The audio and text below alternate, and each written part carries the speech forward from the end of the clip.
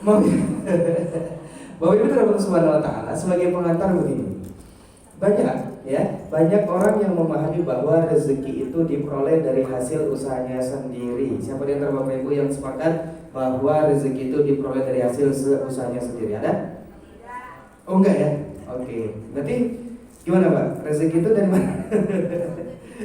Ini sebagai pengantar. Dari mana Pak? Oh, dari Allah kita yang berusaha. Berarti rezekinya bukan dari kita ya. Kita cuma berusaha. Yakin Bapak Ibu? Nah, kita akan lihat bagaimana yang benar dalam memahami rezeki. Pertama, banyak orang yang memahami bahwasannya rezeki itu diperoleh dari usahanya sendiri. Nah, jika orang bekerja keras kemudian menerima gaji, hal itu dianggap hasil dari usahanya. Sepakat? Begitu ya? Yang ngasih gaji kita siapa? Oh ya sudah, kenapa? Karena saya sudah bekerja keras, saya mendapatkan gaji. Sehingga dia memiliki pemahaman bahwasannya bekerja keras kemudian menerima gaji karena ini adalah hasil usahanya. Kita lihat lagi Bapak Ibu dirahmati Subhanahu wa taala, ada pedagang yang kemudian memperoleh keuntungan itu dianggap karena hasil usahanya. Sepakat nggak Pak? Gitu ya, benar nggak tuh? Nggak, berarti kita nggak perlu usaha. Kenapa? Karena keuntungan bukan berasal dari usaha kita. Oh gitu ya. Bapak Ibu dirahmati Subhanahu wa taala, ada juga dokter yang kemudian dia menerima upah karena mengobati pasiennya, dianggap upah itu datang dari dirinya sendiri. Sepakat? Enggak ya? Gimana? Setuju nggak nih? Enggak ya? Enggak. Bapak Ibu sekalian, ini adalah pemahaman rezeki yang salah jenis yang pertama. Nah, ini dia. Karena menganggap apapun yang dilakukannya, apapun yang dikerjakannya adalah hasil usahanya sendiri. Oke, ini adalah pemahaman rezeki yang salah jenis yang pertama. Bapak Ibu yang dirahmati Allah Subhanahu wa taala, berikutnya bagaimana kalau begitu pendapat yang benar tentang konsep rezeki? Oke, Bapak Ibu pernah lihat orang jualan di pinggir jalan? Dia sudah misalkan seseorang jualan pagi-pagi itu, Bapak Ibu pernah nggak lihat yang namanya sarapan bukanya jam 6 pagi? Pernah ya? Kira-kira kalau bukanya jam 6 pagi, bangunnya jam berapa? Bisa jadi jam 4, bahkan jam setengah 4. Atau kita bisa lihat Bapak Ibu lontong malam. Lontong malam itu bukanya jam berapa biasanya? Malam-malam lah ya. Dan kadang sampai jam 12 itu juga belum tutup. Nah, oleh karena itu ternyata Bapak Ibu yang dirahmati Allah Subhanahu wa taala, ada orang yang bekerja keras dari pagi sampai dengan malam, penghasilannya untuk mencukupi satu hari itu. Ada nggak? Ada istilahnya itu 4T ya. Berapa T itu? 4P ya.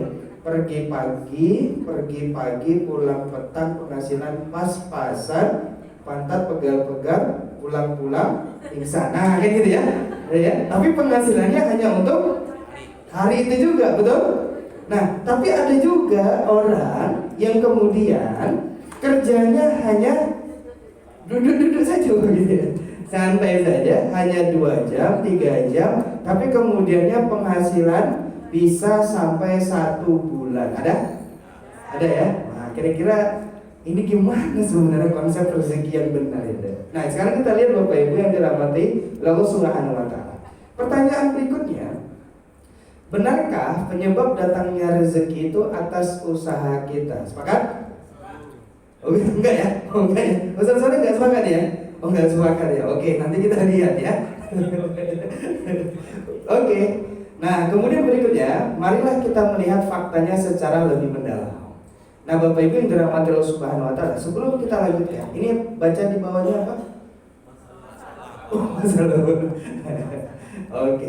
Bapak Ibu sekalian, pernah lihat dulu ada yang namanya pedagang asongan gitu. Kalau di kereta api atau di bus-bus dulu ada yang namanya pedagang asongan. Betul kan?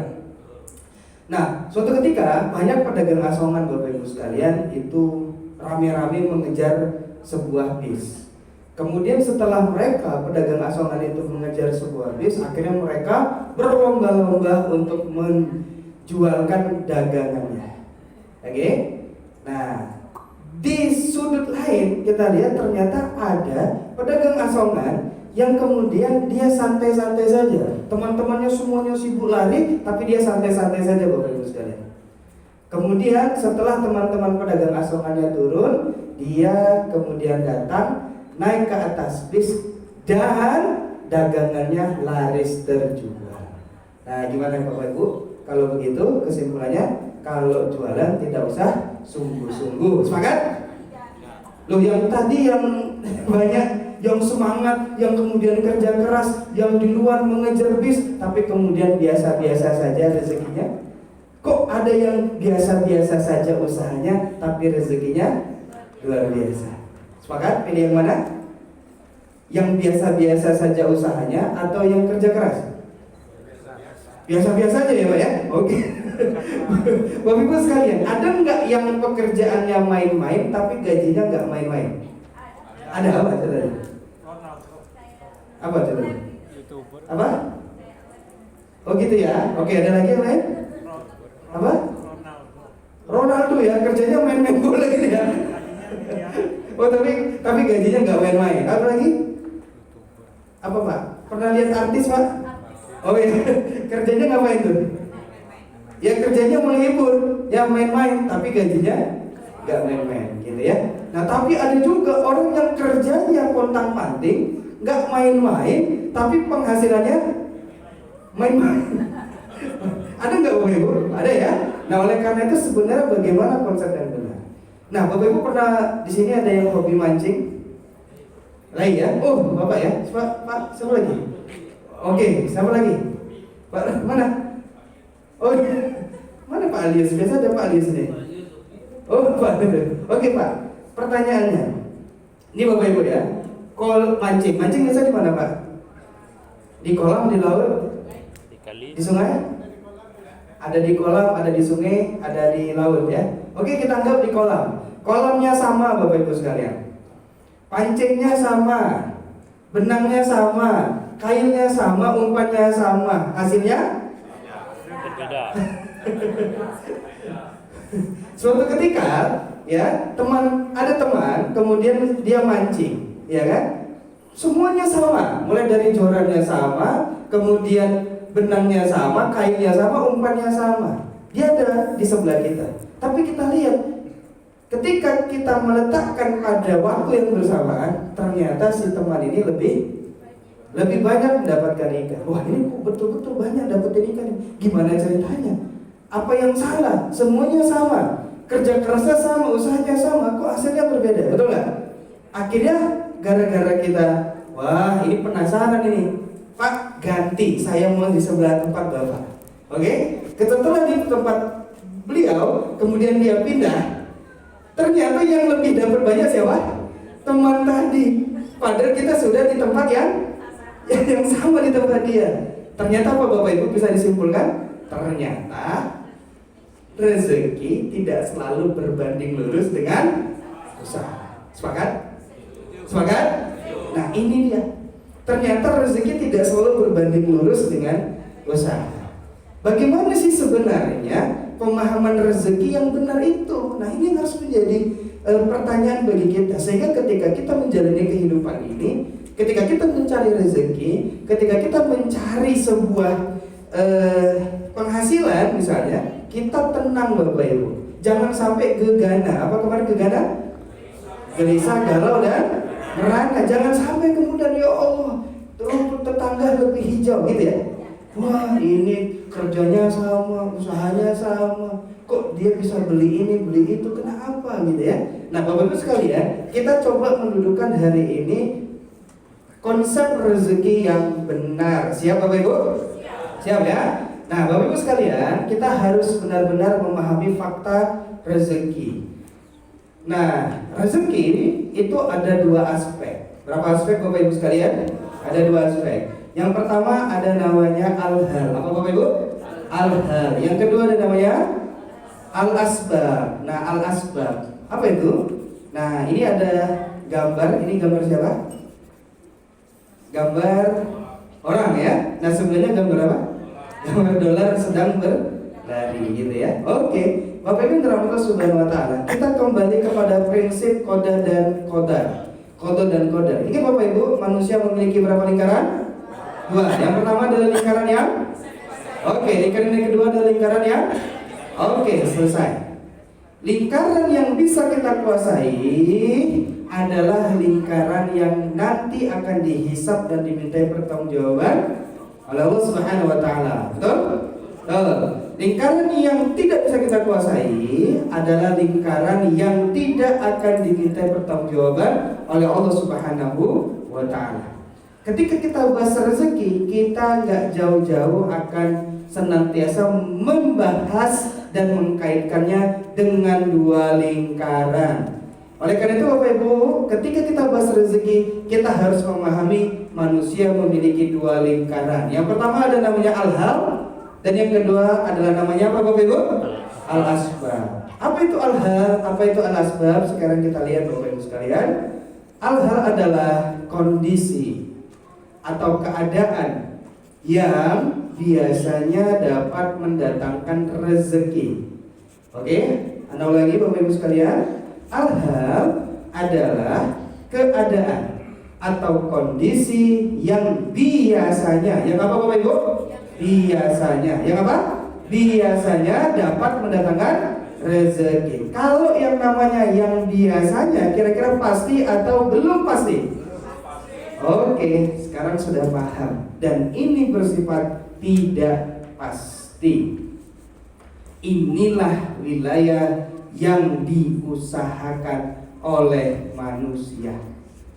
Bapak Ibu sekalian, ketika Bapak Ibu tadi mancing misalnya, usaha yang dilakukan sama teman kita, pasti nggak mendapatkan hasil? Tidak. Oke Bapak Ibu sekalian, pernah makan nggak di rumah makan atau di warung makan atau di tempat makan tapi di pelosok-pelosok tapi ramai, pernah nggak? Pernah nggak? Pernah. Oke Bapak Ibu sekalian, sekarang kita lihat, Bapak Ibu pernah nggak melihat ada toko, ada tempat yang kemudian dia berada di tengah keramaian tapi sepi pengunjung? Oh, tenang ya Pak. Oke, sekarang kita lihat. Tapi Bapak Ibu, biasanya kalau orang jualan, kalau orang kemudian berdagang, biasanya ingin di tempat ramai atau di tempat yang sepi? Oke, biasanya kalau dia jualan di tempat ramai, biasanya ramai atau sepi? Ramai biasanya, betul? Sama, kalau kita biasanya, kalau kita jualannya di tengah hutan, ramai atau sepi? Ramai, ramai siapa? Ramai nyamuk. Betul? Nah, itu kan biasanya, ya. Biasanya kalau kita ingin kedatangan pengunjung yang banyak, maka kita akan berjualan atau buka toko di tempat keramaian, betul? Betul. Kalau kita biasanya sepi pengunjung, biasanya berada atau jualannya di tempat yang sepi. Betul nggak Bapak Ibu? Tapi itu biasanya. Biasanya kalau orang buka di tempat ramai, ramai. Biasanya kalau orang buka di tempat sepi, dia sepi. Tapi pertanyaannya, ada nggak yang di luar kebiasaan dari situ semua? Ada. Bahkan Bapak Ibu boleh cek nanti rumah makan terkadang yang di pelosok-pelosok justru malah lebih ramai daripada yang di depan. Masuk ke dalamnya itu luar biasa, ya, melewati, ya, terjalan misalnya kan, tapi kemudian ramai. Bapak Ibu yang dirahmati Allah Subhanahu wa taala, inilah yang disebut al-hal. Apa al-hal tadi Bapak Ibu? Kondisi atau keadaan yang biasanya dapat mendatangkan rezeki. Inilah wilayah yang diusahakan manusia Bapak Ibu sekalian. Wilayah yang diusahakan manusia. Ini disebut sebagai al-hal. Pasti enggak? Tidak. Pasti enggak Bapak Ibu? Tidak. Wilayah yang diusahakan manusia itu disebut sebagai al-hal. Ketika manusia berusaha, pasti dapat rezekinya? Belum tentu. Betul ya? Ketika dia kerja keras mati-matian, kemudian dia mendapatkan rezeki yang dia inginkan? Belum tentu. Itulah disebut sebagai al-hal. Clear sampai sini Bapak Ibu? Oke ya. Nah yang berikutnya ada namanya al-asbab. Apa itu al-asbab? Al-asbab itu adalah kaidah kausalitas. Dia bersifat sebab akibat. Dia bersifat pasti. Gitu. Dia bersifat pasti dan ini adalah masalah yang gaib bagi manusia. Dan ini adalah dua fakta rezeki ya, dilihat dari dua aspek Bapak Ibu sekalian. Jadi fakta rezeki ada dua aspek. Yang pertama adalah apa? Al-hal. Yang kedua adalah namanya al-asbab. Al-hal itu adalah keadaan atau kondisi yang biasanya mendatangkan rezeki. Dan ada namanya al-asbab yang pasti, arti bersifat kausalitas, dan ini adalah masalah yang gaib bagi manusia. Nah Bapak Ibu sekalian, ingat kemarin konsep kode kodar? Ingat ya? Ada wilayah yang bisa kita kuasai dan ada wilayah yang tidak bisa kita kuasai. Sekarang kita lihat Bapak Ibu. Ada wilayah yang namanya al-asbab. Al-asbab itu ada sebab pastinya ya, atau kaidah kausalitasnya. Nah sekarang kalau kita berbicara tentang al-asbab, ini sebenarnya berbicara tentang sesuatu yang gaib. Berbicara tentang sesuatu yang apa Bapak Ibu? Yang gaib. Ketika kita berbicara tentang sesuatu yang gaib, maka kita harus menggunakan teori berpikir tingkat berapa? Yuk. Oke Ustaz, kalau nggak 1, 2, kalau nggak 2, 3. Oke, luar biasa Bapak Ibu ya. Oke. Ketika kita ingin menemukan kebenaran tentang sesuatu yang gaib, berarti kita menggunakan teori berpikir tingkat 2. Nah, Bapak Ibu yang Subhanahu wa taala, sehingga kalau kita ingin membenarkan tentang sesuatu yang gaib, kita wajib membutuhkan dalil. Nah, sekarang kita tanya, apa dalil yang pasti benar yang kemudian kita bisa mengecek ya, bagaimana kemudian konsep rezeki yang benar? Berarti kita harus merujuk kepada Al-Quran. Nah, gini dia konsepnya. Berarti al-asbab itu sebab datangnya. Nah, berarti kita harus mencari dari Al-Quran. Jadi Bapak Ibu yang dirahmati Subhanahu wa taala, dalil itu yang kemudian kita gali adalah harus bersifat qot'i. Ya, bersifat qot'i, artinya bersifat pasti. Ya, yaitu baik qot'i tsubut, artinya baik sumbernya, qot'i pasti sumbernya, dan qot'i dilalah atau pasti penunjukannya. Nanti kalau di dalam pembahasan yang lebih dalam nanti ada namanya qot'i tsubut, ada namanya zonni tsubut. Nanti ada qot'i dalalah atau dilalah, atau namanya zonni dilalah. Nah, untuk konsep rezeki ini kita harus mengambil dari dalil yang bersifat qot'i tsubut, yaitu adalah pasti sumbernya dari Al-Quran, dan qot'i dalalah, pasti penunjukannya. Sehingga tidak ada perbedaan dalam memahami nas Al-Quran. Nah, contoh misalkan Bapak Ibu yang dirahmati Subhanahu wa taala, contoh misalkan qot'i tsubut tapi dia zonni dalalah ya. Misalnya pasti sumbernya dari Al-Quran, tapi dia zonni, masih dugaan dari segi penunjukannya. Di dalam Al-Quran itu ada namanya salah satu quru. Ya, orang Arab itu kemudian memberikan pemahaman atau memiliki pemahaman quru itu adalah suci. Sedangkan yang lain, orang Arab memahami quru itu adalah haid. Nah, gitu. Jadi Bapak Ibu sekalian, salah satu qurunya itu berbeda. Nah, sehingga yang kita gunakan hari ini adalah qot'i tsubut dan qot'i dalalah. Sehingga ketika kita buka Al-Quran, kita cek Al-Quran, berarti kita merujuk kepada Al-Quran dan menemukanlah dalil-dalil tentang rezeki. Nah, ini dia Bapak Ibu, bisa nampak ya, kelihatan ya. Nah, sekarang kita lihat dalilnya dalam surah Al-Imran ayat 37. A'udzubillahi minasyaitonir rajim. Innallaha yarzuqu may yasha. Sesungguhnya Allah memberi rezeki kepada siapa yang Dia kehendaki. Dia tadi orang mancing Bapak Ibu sekalian, dia tadi orang asongan, pedagang asongan, jualan-jualan, ngejar-ngejarin bis. Ternyata siapa yang hari ini Bapak Ibu sekalian, kita yakin bahwasanya Allah lah yang memberikan rezekinya. Ke tangan kanannya katakan saya Bapak Ibu. Nggak ada yang yakin Allah yang memberikan rezeki? Siapa yang yakin Allah yang memberikan rezeki Bapak Ibu? Oke, lihat Bapak Ibu dalam surat Ali Imran ayat. Iya. Bapak Ibu Allah Subhanahu wa taala, apa kata Allah lanjutnya dalam surah Yasin ayat 47? Anfiqu mimma razaqakumullah. Nafkahkanlah sebagian dari rezeki yang diberikan Allah kepadamu. Berarti siapa yang memberikan rezeki? Oke, siapa Bapak Ibu? Allah. Yakin Allah memberikan rezeki?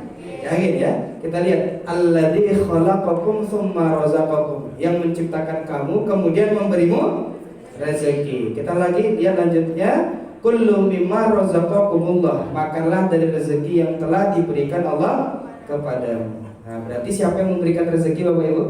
Allah. Kita lihat lagi, fabtaghu indallahi rizqu, maka mintalah rezeki itu di sisi Allah dalam surah Al-Ankabut ayat 17. Kemudian Allah Subhanahu wa taala mengatakan, yabsutur rizqa liman yasha, dan Allah yang meluaskan rezeki dan menyempitkannya bagi siapa saja yang Dia kehendaki. Kemudian Allah lanjutkan, la yarzuqannahumullah, benar-benar Allah akan memberikan kepada mereka rezeki, dan Allahu yarzuquha wa innakum, Allah lah yang memberikan rezeki kepadanya dan kepadamu. Oke Bapak Ibu, kita dapat mengambil kesimpulan bahwasanya yang memberikan rezeki siapa?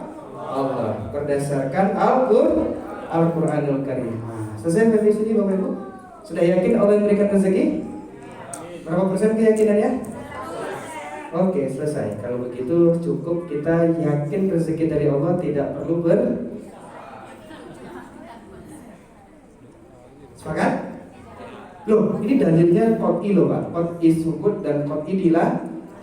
Pasti sumbernya dan pasti sumber penunjukannya. Berarti kalau sudah Allah yang ngasih rezeki, ngapain lagi usaha? Sepakat ya? Tidak.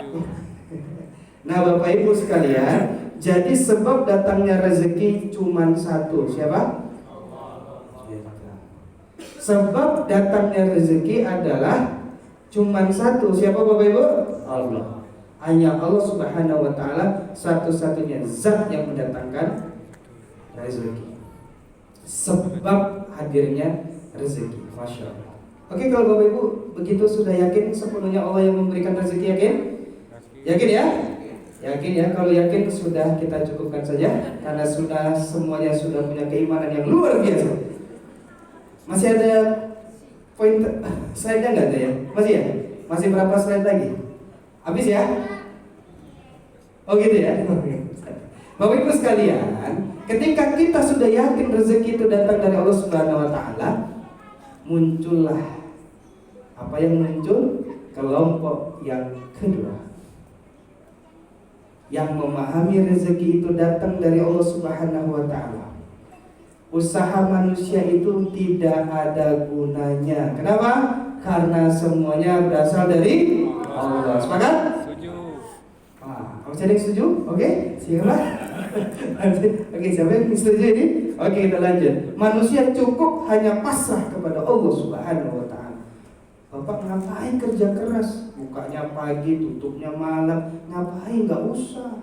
Gak perlu Pak buat iklan-iklan di Facebook Ads. Gak perlu itu ada Instagram. Gak perlu itu ada YouTube-nya. Gak perlu. Kenapa? Kalau belum rezeki mah, ya udah belum rezeki aja. Sepakat?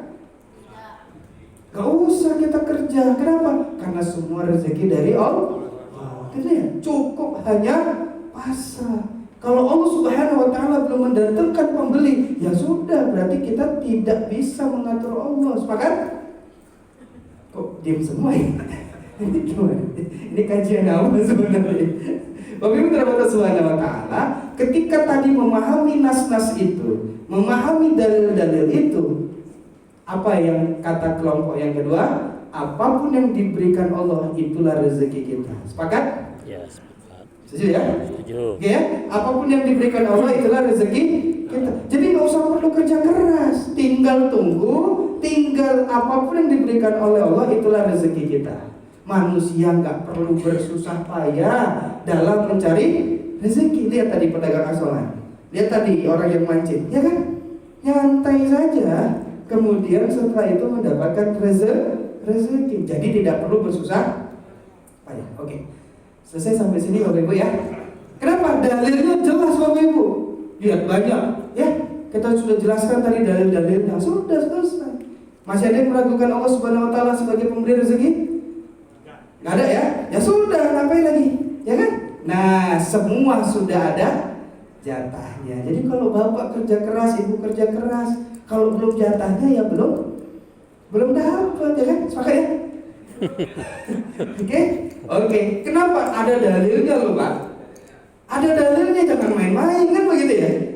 Kuat lagi, kot isubut kot idalala. Pak Aldo, ya juga ya. Besok berhenti aja kerja kayak gini. Iya kan? Kenapa?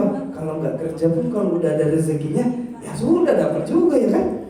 Ya kan? Wah iya. Kalau begitu besok nggak usah lagi buka toko. Kenapa? Kalau belum rezekinya ya belum datang juga. Tapi kalau sudah ada rezekinya, orang sendiri yang datang kepada kita. Betul ya? Oke, siap untuk resign ya? Gak usah ada ya. Bapak Ibu sekalian, inilah pemahaman rezeki yang salah. Jenis yang kedua. Oh, ini sebenarnya yang mana yang betul? Yang pertama, memahami bahwasanya rezeki adalah usaha manusia. Salah. Sekarang memahami rezeki berasal dari Allah Subhanahu Wa Taala dan gak perlu usaha dan gak perlu kerja keras, dan sudah kita pasrah saja kepada Allah juga salah. Yang mana yang benar? Bapak Ibu pilih yang mana? Satu atau dua? Oke, yang mana? Satu atau dua? Keduanya ya? Atau nggak ada dua-duanya? Yang mana? Sampai yang ditanya nggak ada yang menjawab? Ya, sama juga ya. Berarti semuanya tidak memilih keduanya. Oke, pernah lihat ini Bapak Ibu? Apa ini? Panjat. Coba Bapak Ibu. Ya. Orang untuk mendapatkan yang namanya hadiah dari Panjat Pinang itu perlu kerja keras enggak? Untuk mendapatkan rezeki. Sekarang saya tanya Bapak Ibu sekalian, rezeki itu apa sih? Oke, apa Pak? Tadi angkat tangan ya. Itu kan? Gini kan? Oke, apa? Rezeki itu apa Pak? Kan gini tadi ya. Oh mikir ya Pak ya? Oh masih mikir, oke siap. Oke, rezeki apa Pak? Rezeki Bapak silakan dari Bapak-bapak itu. Rezeki apa? Uang. Oke, rezeki uang ya. Oke, berarti istri itu bukan rezeki. Oke, tanda ya. Oke. Sehat apa lagi? Apa? Nikmat ya, apa lagi? Anak apa lagi? Ayo. Tenang, apa lagi Bu? Pak, apa? Yang memberikan manfaat. Oke, apa lagi? Apa?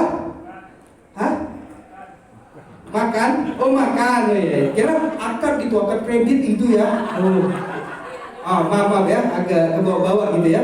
Wow ya, akad kredit. Ingat pencairan gitu ya. Oke, mana? Oke, apa lagi Pak? Bu, rezeki itu apa? Apa gaji? Apa lagi? Oke, kita lanjut. Apa? Dapat bonus tahunan. Wah, Masya Allah siap. Rezeki itu adalah aktor. Apa Bapak Ibu? Aktor, artinya adalah pemberian secara bahasa. Secara bahasa, rezeki adalah pemberian. Berarti rezeki ternyata tidak sama dengan kepemilikan Bapak Ibu. Rezeki tadi apa secara bahasa adalah aktor, adalah pemberian. Berarti apapun yang diberikan oleh Allah Subhanahu Wa Taala itu adalah rezeki. Sepakat? Setuju ya? Apapun yang diberikan Allah Subhanahu Wa Taala itu adalah rezeki. Yang bilang setuju tanggung jawab nanti ya. Oke, canda ya. Nah, untuk memperolehnya bisa lewat jalan yang halal, juga bisa lewat jalan yang haram. Bapak Ibu yang dirahmati Allah Subhanahu Wa Taala, berarti rezeki itu apapun yang diberikan oleh Allah itu namanya rezeki. Berarti semuanya tetap disebut rezeki, mau yang halal maupun yang haram. Misalkan Bapak Ibu sekalian, kemarin itu kan ada kasus perampokan ya, kalau nggak salah pernah terjadi di Blimbing ya. Itu orang dirampok rumah malam-malam, itu mobilnya diambil, motornya diambil, uang 300 juta kalau nggak salah diambil. Nah kemudian orangnya dibunuh. Mobilnya dapat, motornya dapat, uangnya dapat, rezekinya perampok tidak Bapak Ibu? Bukan ya? Bukan rezekinya perampok ya? Yuk Bapak Ibu harus jawabnya dengan penuh keyakinan ya, harus ya. Oke, itu rezekinya perampok atau bukan? Iya Pak? Iya. Tadi kok ada yang ragu-ragu ya? Iya Bu, rezekinya perampok? Oke, kalau begitu semuanya sepakat besok kita merampok. Canda Bapak Ibu. Sekarang kita lihat begini ya. Lihat peta rezekinya Bapak Ibu, peta rezekinya. Ternyata rezeki itu punya peta. Punya apa Bapak Ibu? Peta ya. Nah, rezeki itu dari siapa tadi kita sudah belajar? Dari Allah Subhanahu wa taala rezekinya. Rezekinya dari Allah Subhanahu wa taala. Kemudian ada namanya al-asbab. Al-asbab itu artinya tadi adalah yang bersifat kausalitas atau sebab akibat. Allah lah sebagai asbab satu-satunya. Sepakat? Setuju ya? Nah, kemudian ketika Allah Subhanahu wa taala menurunkan rezeki, maka kemudian ada namanya al-hal. Ada apa namanya Bapak Ibu? Mesti ingat al-hal tadi apa? Kondisi atau keadaan yang biasanya dapat mendatangkan rezeki, artinya belum pasti. Ternyata Bapak Ibu sekalian, yang namanya al-hal itu adalah wilayahnya manusia. Wilayahnya manusia. Ternyata Allah Subhanahu wa taala memberikan dia pilihan. Mau dia usahanya yang halal atau mau usahanya yang haram. Usaha halal inilah yang disebut rezeki yang halal. Bapak Ibu sekalian, kalau tadi kita bicara perampok tadi usahanya halal atau haram? Nah, kalau usahanya haram, itu rezekinya haram. Kalau usahanya halal, rezekinya halal, berarti itu milik dia Bapak Ibu sekalian. Kenapa? Karena Allah Subhanahu wa taala memberikan itu. Ketika Bapak Ibu usaha, Bapak Ibu berjualan atau Bapak Ibu bekerja, kemudian mendapatkan penghasilan dengan cara yang halal, maka Bapak Ibu itu disebut sebagai rezeki yang halal dan itu disebut sebagai kepemilikan. Kalau perampok tadi gimana? Milik dia atau bukan? Tapi itu rezeki dia bukan? Rezekinya dia, yaitu rezeki haram karena usahanya haram. Tapi begitu sampai di sini milik dia bukan? Bukan.